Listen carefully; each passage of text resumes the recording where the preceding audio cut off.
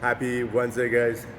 Today's focus for the cycle is going to be working on our kip swing, being a little bit more control over our body. So trying to focus on the hollow body position, the arch position, and using all this, guys, building all these skills to build up into a kip swing, into a kipping pull-up, toes to bar, or even it might help you with other movements like ring muscle ups if you're trying to work towards that, or bar muscle ups.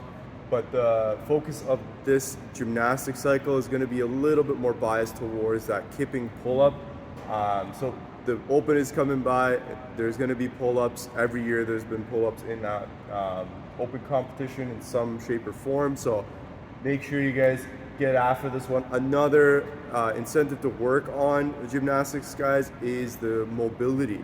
So if you're working on that kip swing, you're working on that body contraction, finding different positions, you're increasing your mobility without actually using other weights to push you into that position. So the kip swing's great way to open up those shoulders, create some more space, even in that spine. If you find that you're a little bit more tight in that area when you do squats or overhead position work, this might be a good way to kind of work on that mobility. So look at it from a different perspective.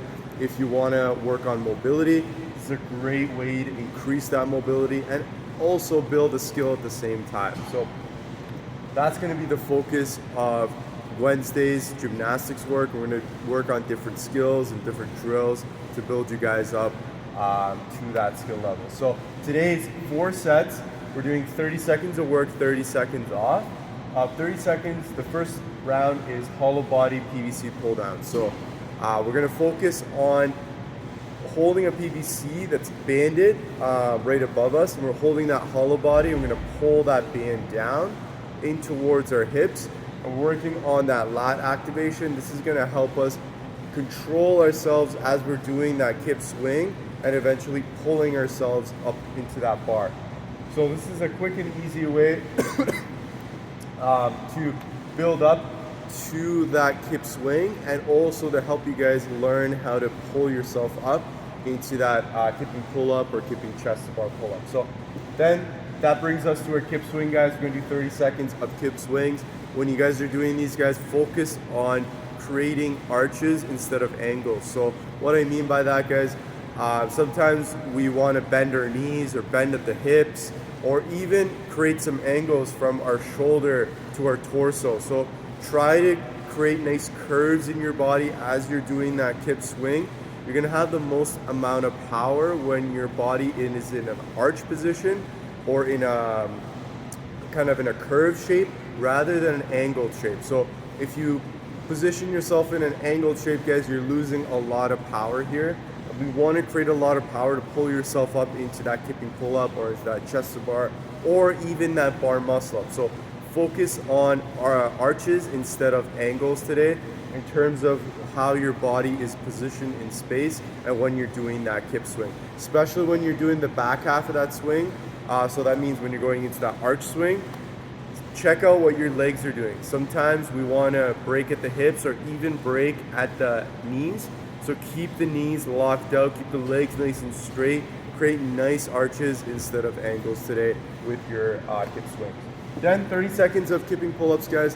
Here is kind of a way to just see where you're at. Play around with it, test it, use bands. Just get an idea of where you're at with your kipping pull-ups. If you do have kipping pull-ups and chest to bar pull-ups, go for bar muscle-ups. If you don't have bar muscle-ups, you kind of work on chest to bar, stay to chest to bar pull-ups. This is a quick way to just kind of see where you're at, give yourself an idea of like, what do I need to work on next, whether it's chest to bars or it's bar muscle ups, or it's maybe tightening up your swing, kind of fine tuning how that looks like. So all about today is kind of focusing on form and that skill, guys, before we go into that workout. And so for that workout, we're doing 3 rounds, and the focus of today workout is all about the midline. We're trying to control that midline under that fatigue. So we got 6 wall climbs, 15 toes to bar, 21 kettlebell swings. The wall climbs are going to tax the shoulders, they're going to tax that core also as well, trying to stabilize yourself. Toes to bar, shoulders and core, And then kettlebell swings, kind of a whole body movement, still using the hips and the legs here, but again, the focus of this one, guys, is that core control, because these two movements at the top here, the wall climbs and the toes to bar, are very core dependent, especially that wall climb. If you're really arching or losing the control of your midline, this is going to tax your shoulders way more than it should. So focus on maintaining a nice, strong, and consistent midline. So the focus is, again, midline endurance in this workout. So keep that in mind. Try to make each movement nice and perfect. Try to lengthen that spine and maintain that tension in the spine so you're not losing control of your spine or your midline. So with this one, guys, be consistent from round to round. 6 wall climbs is a lot, especially when you go into your second round. So try to pace it and go at a pace that works the best for you so that you can get this workout done under the time cap.